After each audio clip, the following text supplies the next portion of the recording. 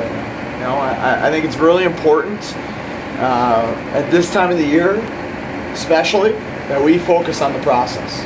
When we start looking at standings, pairwise rankings, and all that other crap, you start getting yourself distracted of things that you can't control and things that are going to matter down the road instead of what matters today, which is our process to trying to be a great hockey team. How hard we play for each other, kind of attitude we bring in the rink every day, how competitive we're going to be, things that we control. So I think it's really important. It's really easy right now to get distracted by standings and pairwise rankings, and we need to focus on ourselves and on the process and what it takes for us to be a great hockey team. Along those lines, how do you do it then? Because kids can look at that. It's the home stretch. Sure. We want to be in the top four. How do you do it? You don't hide from it. You talk about it. You know, we're not going to pretend it doesn't exist. It exists. Right. The standings are tight. That's normal in the ECAC in February. That's real. Clarkson and St. Lawrence are right on our tail. That's real. The pairwise rankings are where they are. That's real. So let's talk about it, and then let's also acknowledge the fact that sitting around worrying about it and looking at it and looking at it tonight after Brown and Connecticut play to see if we went up or down like that's useless. And all it does is take away our focus from the things that we really do control, which is our attitude and our effort and the kind of team we've been fighting to be all season long. When you look at St. Lawrence, your thoughts on them, how they play. First off, obviously, your thoughts on them. Yeah, they have a really good team. There's a reason they were picked, I think they were picked second, right, in our league to start the season, and they were in the top 10 in the country, and they had a little stumble, but they're starting to get rolling again. They swept last weekend. They look great. They have one of the best goalies in the country. They have three defensemen who are, terrific, just terrific puck-moving offensive defensemen in Beirut, there's Sweetman and Glukowski. And then a group of fast, competitive forwards, So they're really good. They look on video like a team that's a top 10, top 15 team in the country. And I think they're probably starting to play like it again. Yeah, pretty even game up there. You won it in overtime. What made the difference in there? I think they probably had the better of the looks that game. I thought that's we got some real good goaltending from Cam Hackett that night.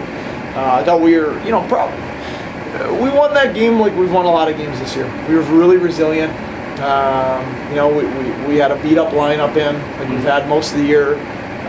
We found a way. It wasn't always pretty, but we did what we needed to do that night. It was score a few more goals because they're a good offensive team and they put some on us. And we scored a couple net front rebound goals, and I think that it was just a resilient win. And that's what this team's done. We've just kind of played our tails off and keep finding a way, and we believe we are going to find a way.